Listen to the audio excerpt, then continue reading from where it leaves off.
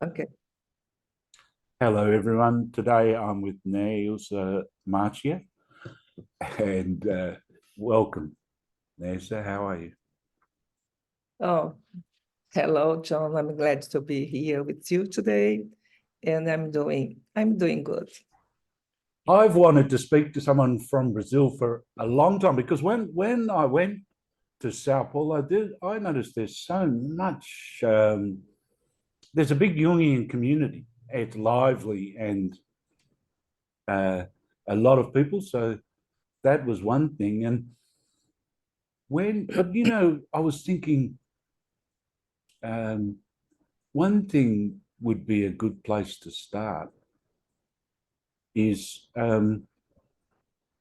you were saying that you kind of stumbled across Esalen when you were a young person, Mhm. and usually like to start with some of the main influences that someone's had. And I wonder whether we could just start there. Can you tell us a little bit about Esalen and some of the Oh, influences there? And okay, John. Well, when I was in the college, I was interested in Jungian psychology. I was working with psychotic people, and I was studying already Jung with just um, and then I met Stan Grof went to Brazil for a congress, and I met him, and I got to know about Esalen. I was interested in put together like Jungian body, and I went to Esalen. And I think when I got there, it was just a milestone in my life because in São Paulo, I was at university, very rational, things like this, studies, and Esalen was like a place, I could say, alchemical phase to experience things. You don't think so much, you don't rationalize, but you experience the way what's going on in yourself. They don't tell you like, oh, this is this or that or interpretations, but it just leave you going to the process. So it was a place like a very revolutionary psychology. On that time I was there at the end of the 70s, beginning of the 80s. So everything was boiling, and all the looking for another kind of psychology and things like that. And the place was Esalen. It's a very beautiful place to stay, right in the cliff of the beach and the natures, where the place belongs to the ancient Indians, native people. And I started to work with Stan Grof. That's the rebirth process. So, and a lot of body work and things like that. So was I went through a big transformations on my inner work on myself, and a big transformations. And I think there I learned how to be a psychologist, just be there with people and stay with the process and stay with the experience and give the right time to things happens and don't rush and things like this. For me, it was very important experience in my life. I don't know if I answer you. so many people went. Joseph Campbell went there. Eric, I think, was it Eric Fromm went there? Uh, there were many people that Fritz Perls, like Yeah, many influential people in the West. yeah. On that time, like started with Fritjof Dick Price, um, Joseph Campbell used to be there, just teach us, talk to us.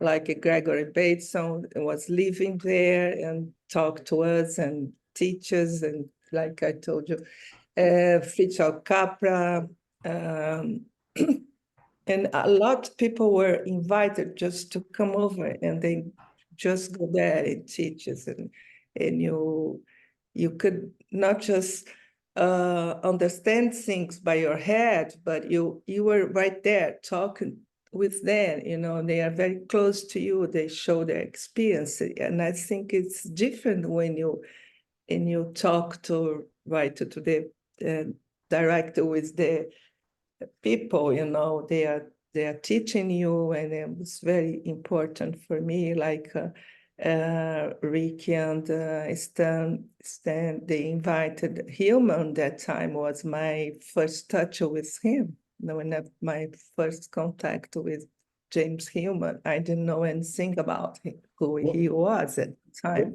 What do you think So, about him? What do I just want to say one thing. Like, it'd be good if you just talked a little bit about Hillman and Stan Grof, because when I was talking to Richard Tarnas not so long ago, right, he was saying he saw those as the two, you know, post Jung, after Jung, those two people as very influential in their own right, those two, you know. So tell me about them. Let's start with Hillman. What do you think about it when about him? yeah.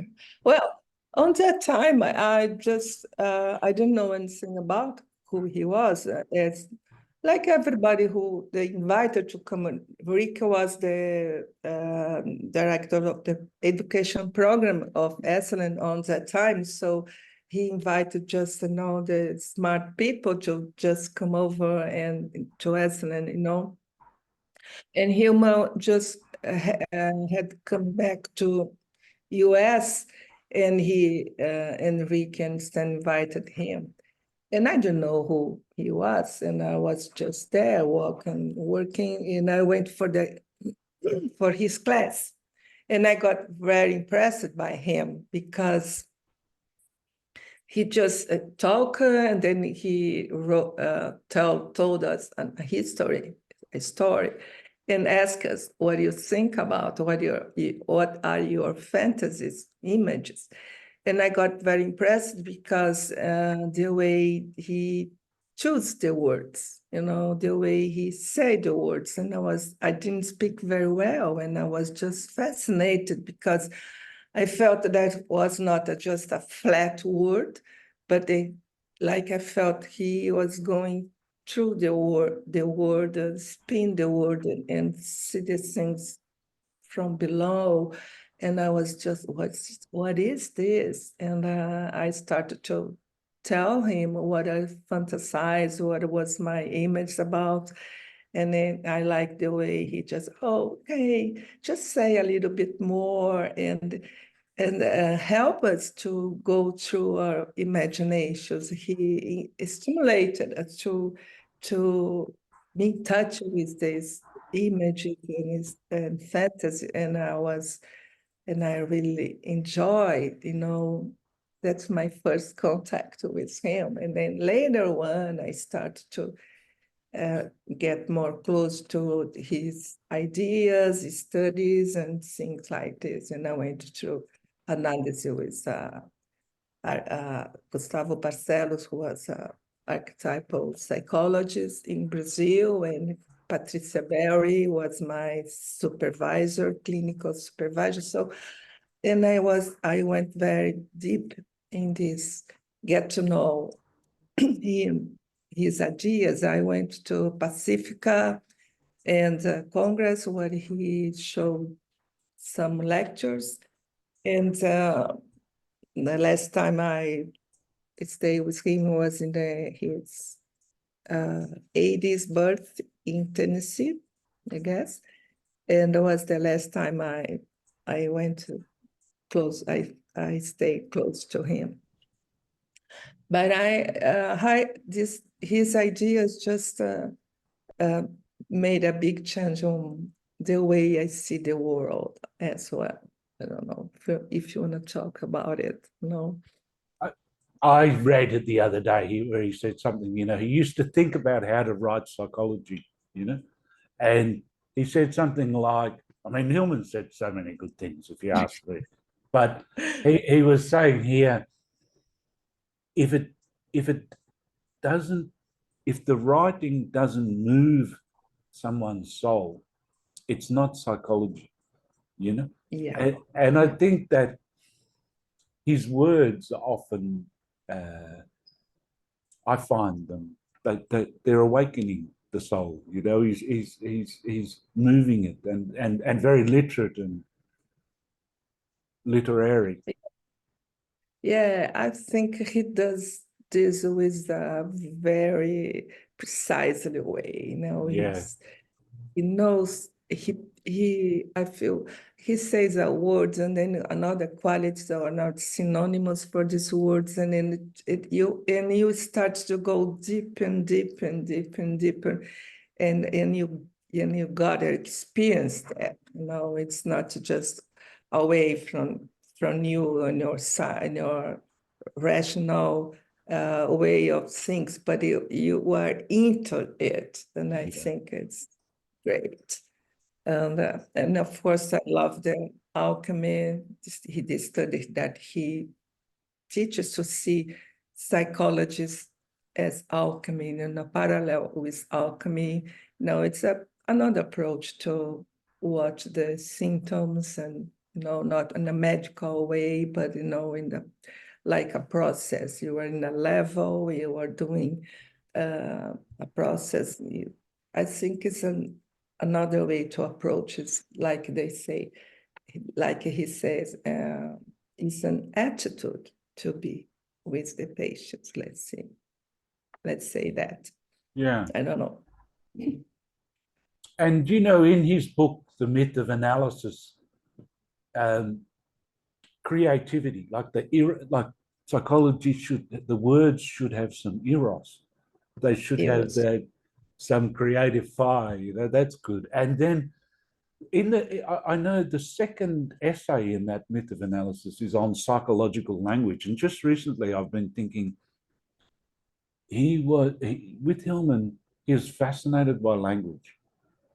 Like, he was trying to take it away from textbook psychology or whatever to more, moving but he spoke so much. He has spoken so much about language. You know, that he's a lover of language. Yeah, he is. Yes, and for me it was very good to be in touch with this, because since I was in Esalen, I had so deep in inner experience and body work, but I didn't have the experience. The words the words has a soul, and I think he taught me the words has a soul. Yeah. And you bring the like psychology knowledge of the eros to the psychic, and the words are there. The mythopoetic word has inside of each words, and that's very different. They're like little animals. Each word's like a little animal, that Yeah, goes out yeah, into the world. yeah, it is like the same. And then how would you contrast him with Stan Grof? Because Stan Grof is a different fish, isn't he? He's a different kind of animal. Yes, yes, it took me a long, long time to put together, because Graf was a very important person in my life. I mean, I think on that time when he was like, a big good dad, like, was my father in psychology, and I was so grateful to get to know him, the way he stay with the people. He's very solid, and at the same time soft. He can hold the process, and his eye was like an eagle eyes. He sees so far away. When he looks at you, he's seeing so far away. And on that time, I think that I needed, I need to go very deep on my soul, and I went for spirituality, and I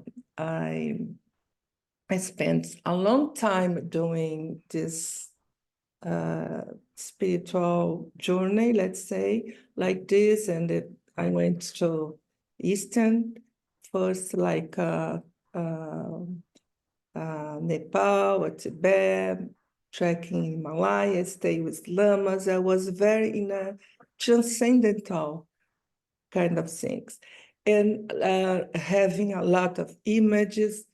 And I think Grof just brings like the archetypal to yourself and expanded your conscience. And on that time, I was like, I have to expand my consciousness, and I think it was very important.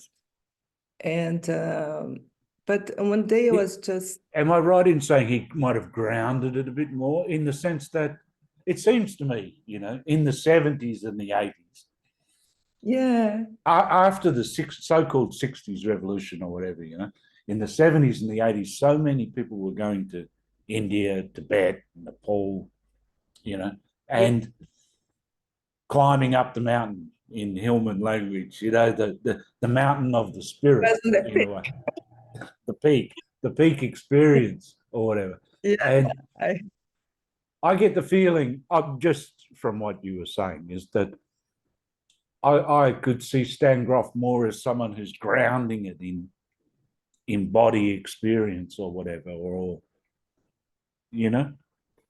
Yeah, but he helped you to do that, all these transcendental, these archetypes, images. He just helped you hold it, like you said, grounded into world. And I think this is very important. It was very important for me on that time, It's a bigger way. It's a big opening, though, isn't it, to go to the East and to experience that. Yeah, like a big opportunity. And for centuries, these traditions have been operating, which are very foreign to Australia anyway, at least. I don't know whether they're foreign. But, we were mostly about materialism or whatever. And then those traditions, that the yoga, the meditation, the technologies of the sacred, as Grof called them, like that there are so many in the East.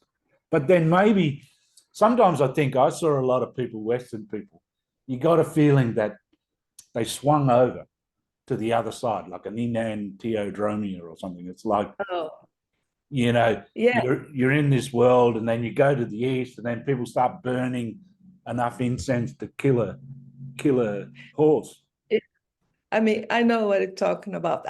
I don't like this kind of way to see the Eastern side. I know a lot of people, just like you said, burn the Western, the materialism, and just go there and see. I am living now in the world.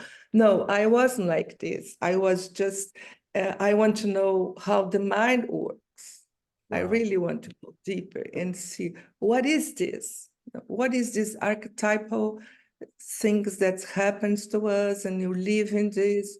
And I knew that the Buddhism, they have a lot of knowledge on this, about the mind and experience the mind. So I really want to get it, like when I talk to lamas, even Dalai Lama, I have this opportunity to stay with him and talk to him. And I was very interested to understand and put together with psychologists. I was studying a lot Buddhism and Jungian psychologists. I want to put together on that time. I was so you got the studying side, but do you resonate with Buddhism a lot? Is that what you're saying? Have you always resonated with Buddhism? I couldn't get it. Say it again. Resonate, connect. Yeah, resonate. Okay, yes, I also very resonate with the Buddhism on that time, and I went through several initiation with the lamas, and I could feel this energy on my body, inside of me, and it spread this, like Avalokitesvara, the medicine, or taras and things like this. I went through several initiations with the lamas, retreats. We then went to the monastery because I want to know what is this, what they do with mandals. I was a Jungian psychologist, so I was interested about the mandals and stay with the with them making mandalas with sand on the floor.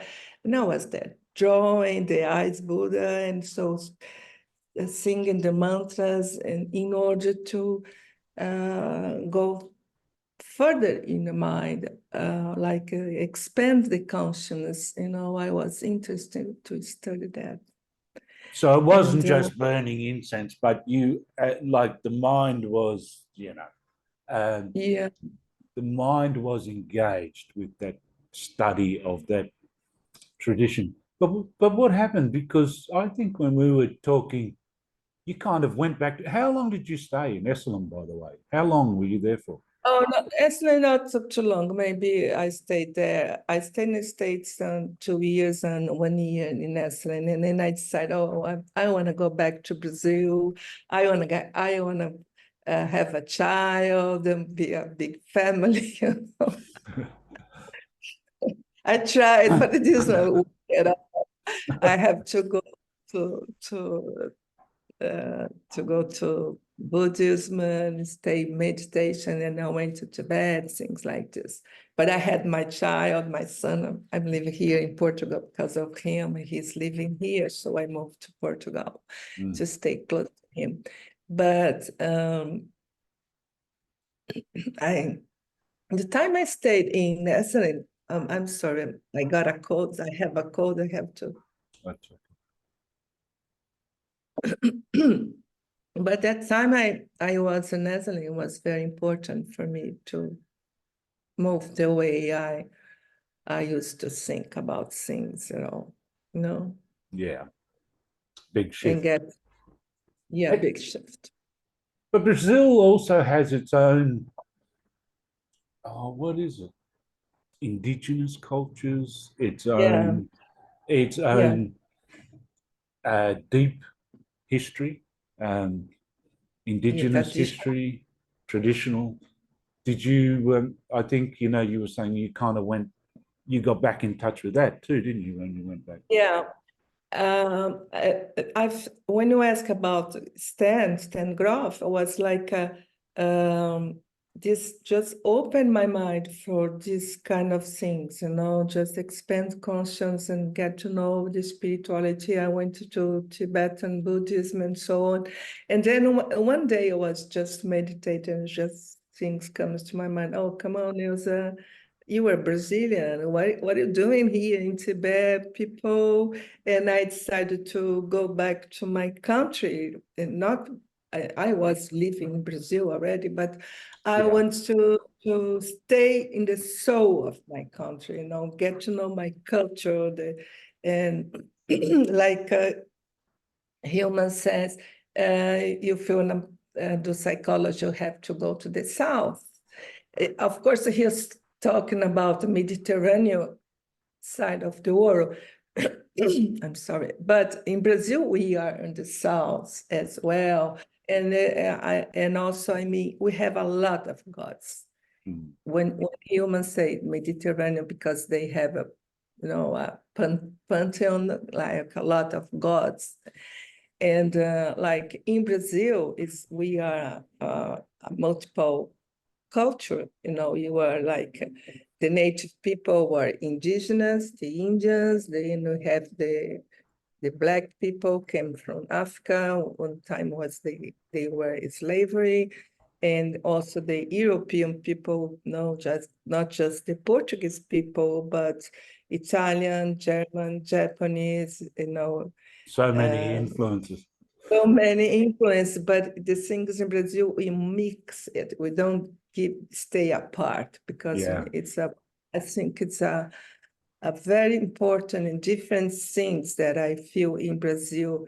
We reset people. You put together. We learn from the other cultures. We mix, And then I realized that I knew few things about the original culture in Brazil. Now I'm just learning the school, very, very slow things, and I decided to travel in Brazil and go to the native people, stay with them, learn with them, their myths and the gods. And also I went to, small villages now you call Quilombola, where the Black people just get away and stay together and stay with their culture. They still with their gods, and I start to learn about the gods, the religions, the music. I went to what is called the Brazilian religion, which mix the native people, Black, and the European, spiritism. So I started to practice the Umbanda just to get to know how the gods talks through myself, and get to know about the Brazilian gods. So they have a gods for the tree, for the waterfall, for the oceans, for Is the it sky. what's it called? Pantheism or Yeah. yeah, animism sometimes, maybe animism.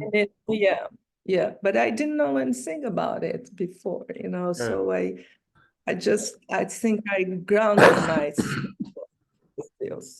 So then when I started to study more, Hillman was very important when he said, go to the valley, just stay there. Yeah.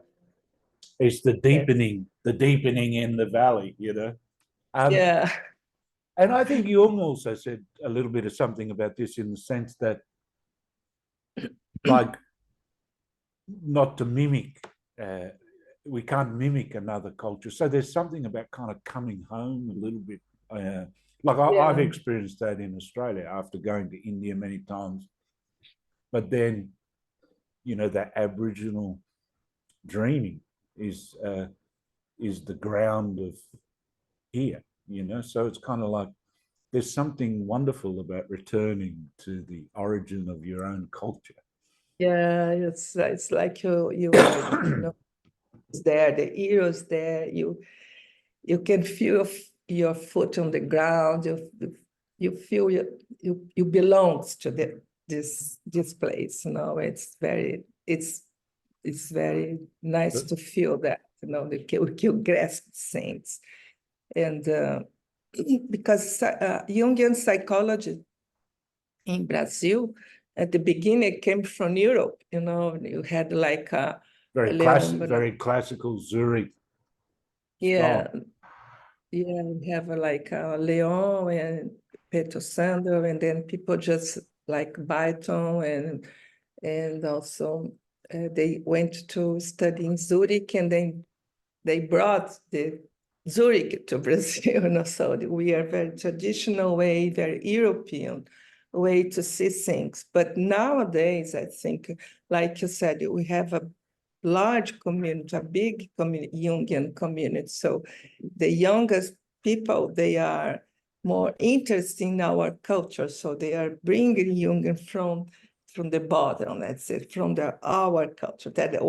I was trying to do this 50 years ago, and I was just experiencing, find out. But nowadays, Jungian in Brazil spreads so hardly, so largely. So we have Jungian in most of university and all over the country, and they are bringing all this.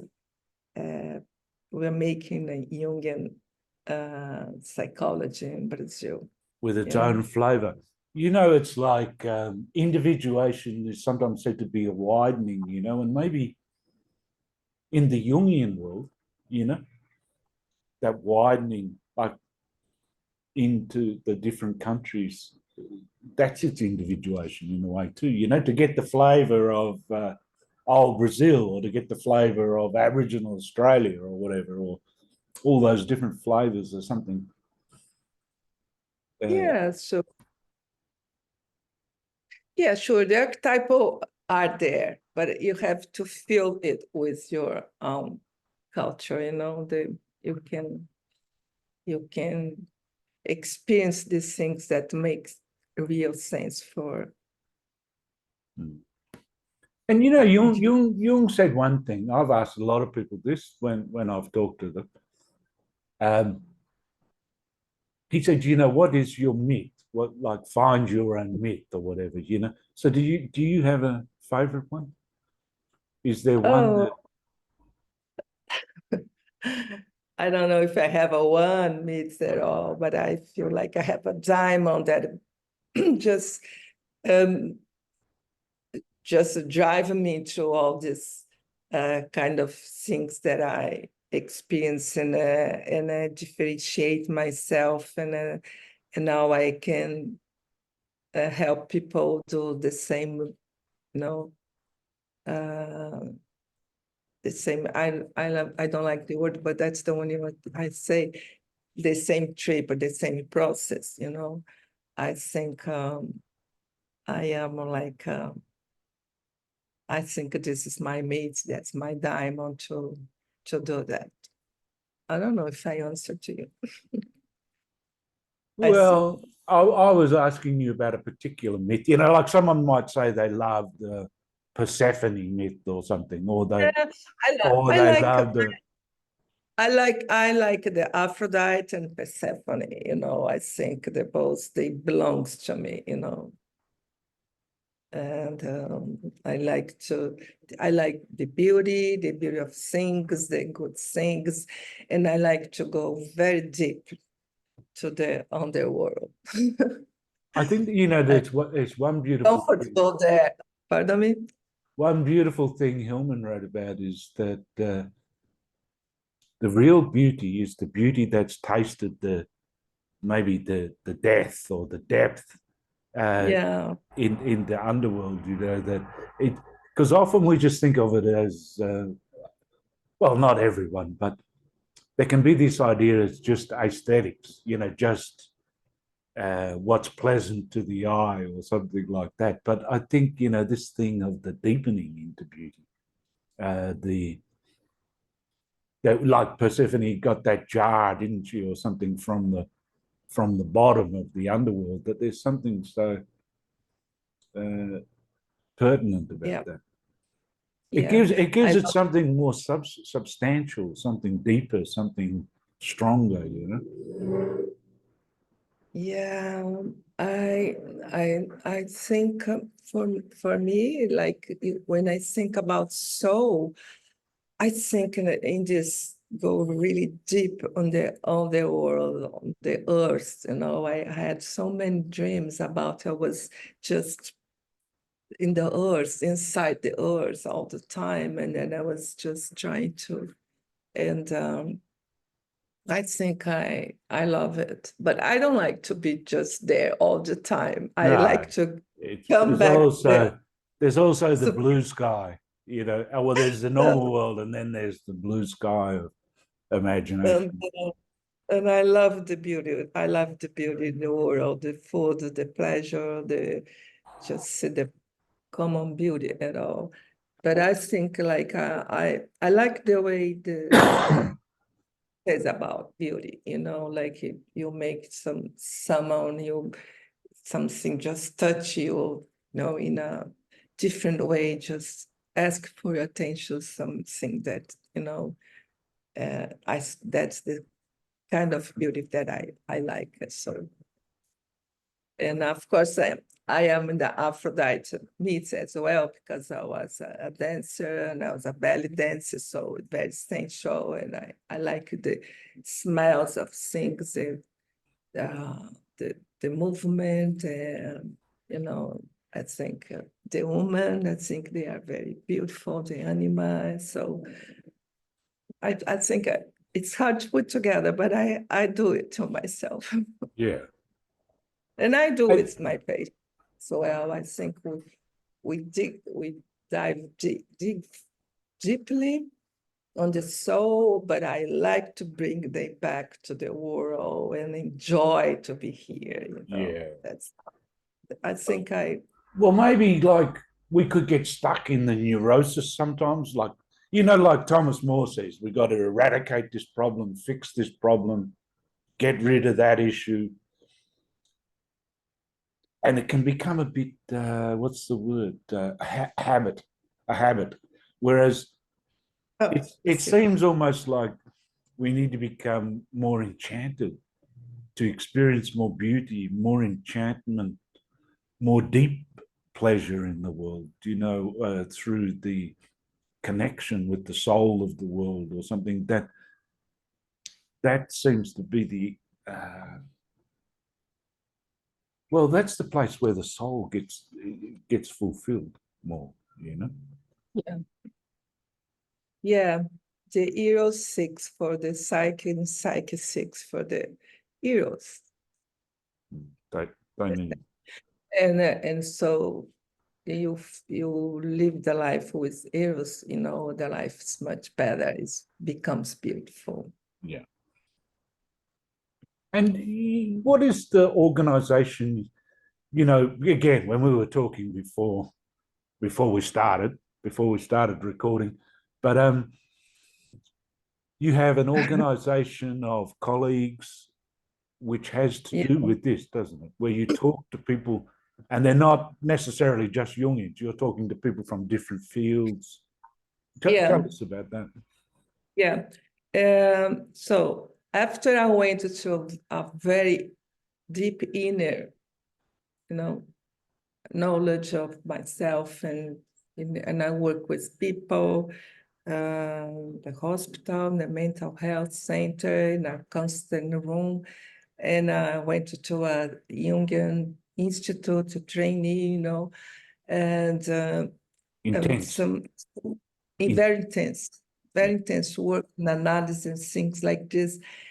But I am a person that I like to be with people, with different kind of people, not just psychologists, And some colleagues, we're talking about what is going on in Brazil, like in the ultra-right political government, and things were just dissociated from the society, and we're just concerned about something doesn't fit very well for us. And we decided to, okay, let's do something, outside of a concept in the room, like Jungian and even Hillman. He asked for just bring the soul to the world, anima mundi. What are you doing here? So we stay just closing in constant room, listen people complain about what's going on, and so and so. Then we decided to what you call a collective. We name it aesthesis collective, so the beauty in the world. And we start to invite people from other areas of work to come together with us and talk with discussion room and so on, and bring back the psychic to the soul in the oral, And then after, when the pandemic started, we have to make it online. It was very spread, talking what's going on with people. And I think we have a success. Everything is doing very well, talk about gender, climate changes, racism, homophobia. We see some theater and show films and talk about with different areas. Which is one of the talks that touched you the most. One of the people, I know we shouldn't just choose one because you like them all and all of that. But yeah, I am multiple person. You say choose one. Oh no, I can't choose just like the pandemonium is my best choice. I think I get to know so many interesting people, come from their own area. Like I can make any choice, Sometimes we brought people who live in Islam and make poems, and just when they bring this for us was like, God, I didn't know anything about it. How come these poor people, they don't have almost nothing to eat, and they write such a poem. They dance like this. They show us things that we're not in touch with in our daily life, and talk to us. Was very impressive for us. Like the And world like the world speaking, yeah, let the world speak to us. Not to just let's like Hillman say, you are in the soul, you are the world, anima mundus. Let they speak to you. It's very interesting experience. Yeah, I like it. That's good. Maybe just one last question. What have you noticed since going? How long have you been in Madrid? No, I'm in Portugal. Sorry, in Lisbon. Right, I was just reading something about Madrid. Sorry about that. In Lisbon, how long have you been there for? Oh, I've been here since the pandemic. I moved here. I stayed here during the pandemic. But when the pandemic finished, I was not sure if I would stay here or going back to Brazil. And I decided to live here and going back and forth to Brazil. And I've been here, I would say 4 years, but decided to stay here for sure 2 years. And what has opened up? Because that's a different energy again, isn't it? It must be, different land, different country. What's opened up for you there? Well,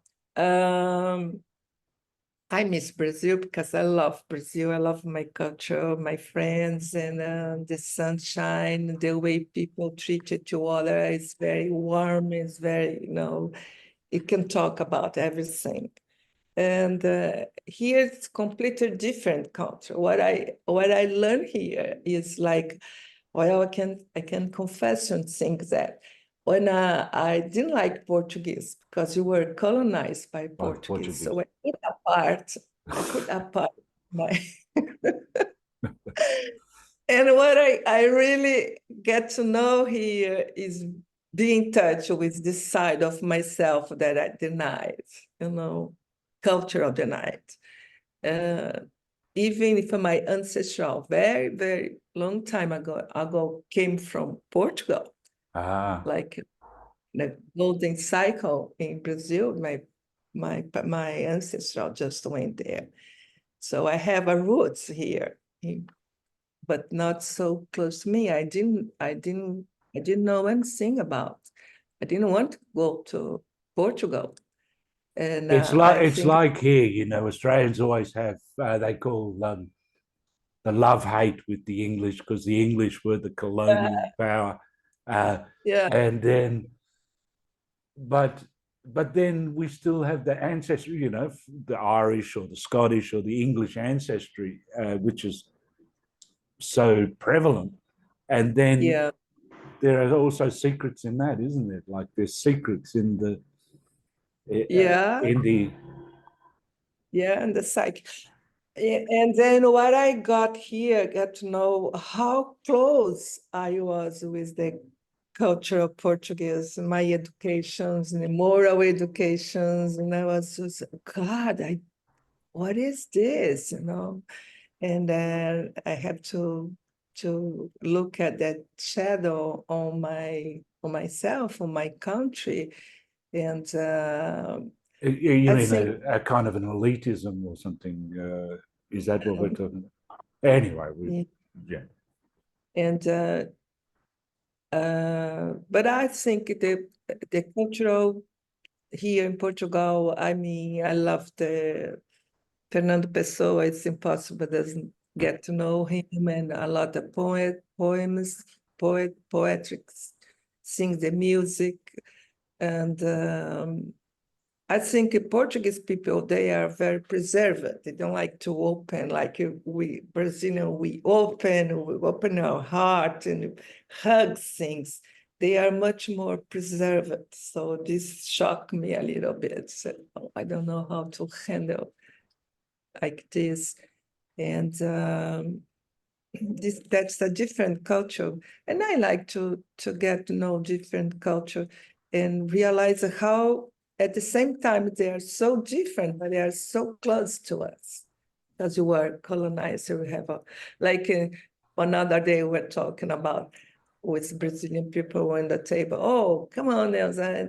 In the 20s, Rio de Janeiro had like 60% were Portuguese people, 6% of the population were Portuguese people. Yeah, it's a big thing. It's a big thing. Yeah. So we are very, I think I'm getting in touch with this side of my culture. Mm. And I have things that I like, and I have things that I don't like at all. But I think it's important to get to know, to experience. Yeah. Well, maybe. I like the food here; it's wonderful. I remember when I went to Sao Paulo, and you have those bakeries everywhere, and yeah, they have all the Portuguese, the pudim or whatever you call it, pudding. pudim de nata. Aye. And when I came back from Sao Paulo, I think I might have put on about 8 kilos or something. It's wonderful. It came from the Portuguese, from Portugal to Brazil. The Portuguese people just have a bakery in Brazil, so they brought the bread and the bakery, bread of São Paulo. One of the best exports. Yeah. I think that might be a good place to leave it. And it's been a pleasure speaking to you. And thank you for sharing all of that. I would like to thank you too as well, because it was a pleasure to get to know you better and stay with you today. Thanks. Thanks for